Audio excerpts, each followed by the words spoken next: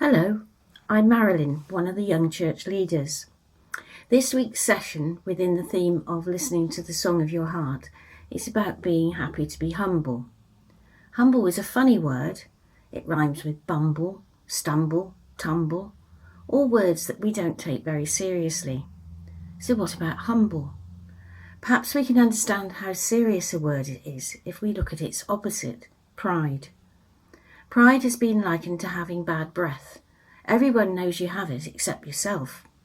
Pride is one of the 7 deadly sins, and this is the fault that makes a person really unpopular. We say that people are proud of being popular or clever, but they are not. They are proud of being more popular or cleverer than others. It is the comparison that makes you proud, along with the pleasure of being above the rest. That's not a comfortable world for either the proud person or the person being compared with. In this week's scripture, St. Paul writes a letter to the Philippians. The Philippians lived in the city of Philippi, a Roman settlement that was based on a strict system of Roman citizens ruling freedmen and slaves. Paul tells them to do nothing from selfish ambition or conceit, but in humility regard others as better than yourselves. Let each of you look not to your own interests, but to the interests of others. By following this advice, we are following the example of Jesus, who chose to live among the humble people and died a poor man's death. Being humble did not prevent people recognizing Jesus as the Messiah.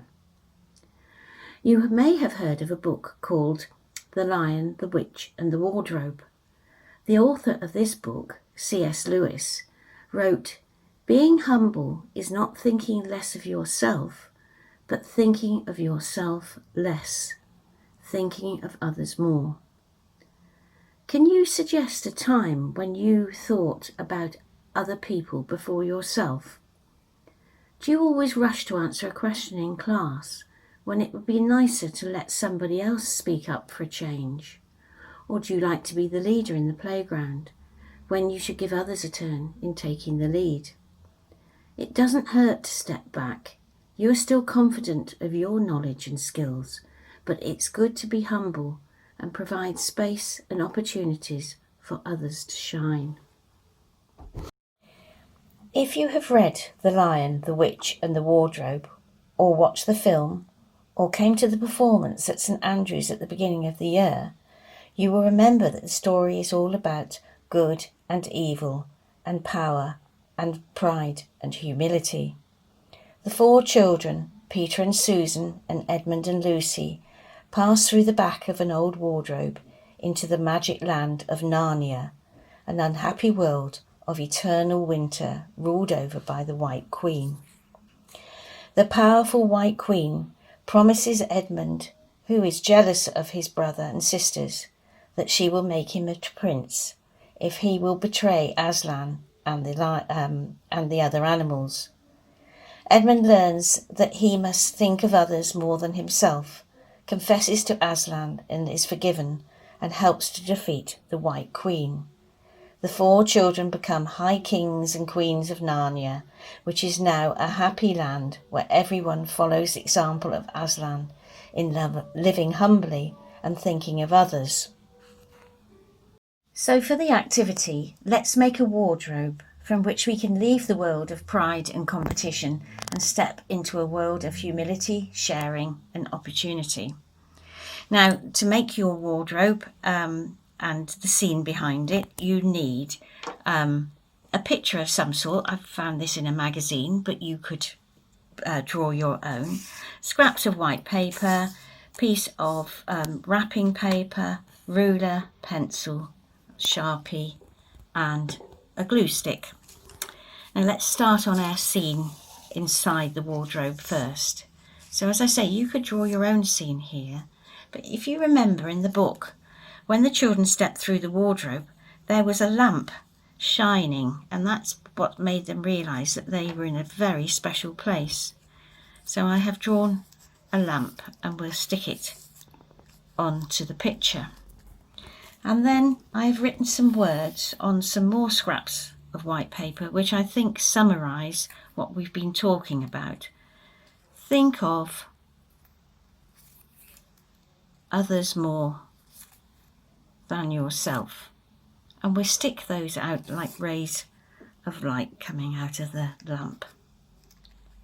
I bet you've got better writing than I have.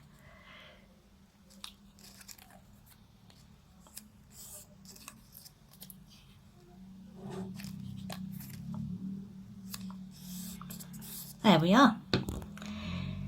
So that's the scene that we're going to open up on. Now your piece of brown wrapping paper should be slightly larger than your scene. As you can see, I've left a bit of a gap all the way round. With your ruler, you put your ruler from corner to corner on the diagonal, and you draw just perhaps a centimetre line in each corner, and then you do it on the other corner as well.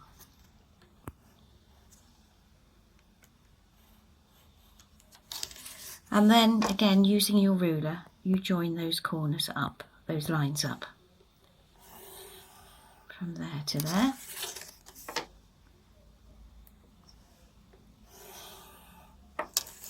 As you can see, I'm doing this very quickly and quite roughly, but you'll get the idea.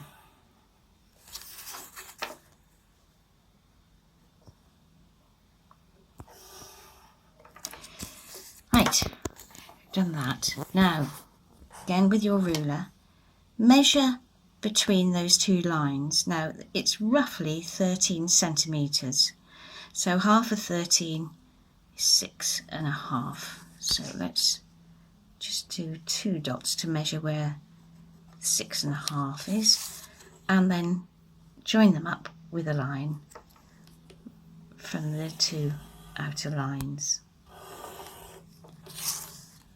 What does it look like? Is it beginning to look a bit like a wardrobe?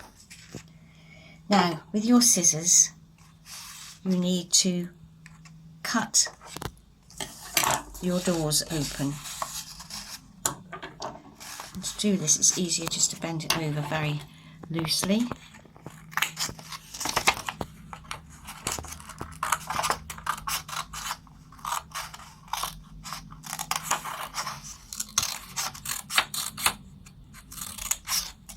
You can see what I'm doing here. I'll just cut one door open.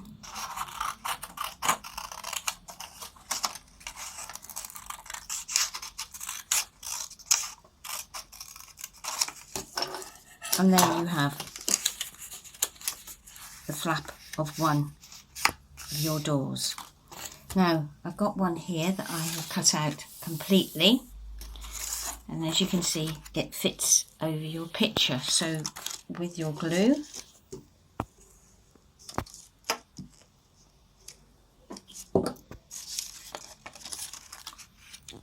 stick it down on your picture.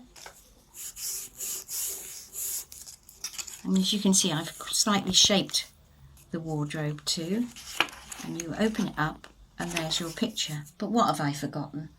I have forgotten a door handle. There we are. Now you can make your wardrobe as decorative as you want to, and you can really create a wonderful world inside the wardrobe too. Have fun doing it. I'd love to see anything that you make, and enjoy yourself. But just remember, step back sometimes and let somebody else shine. Bye bye.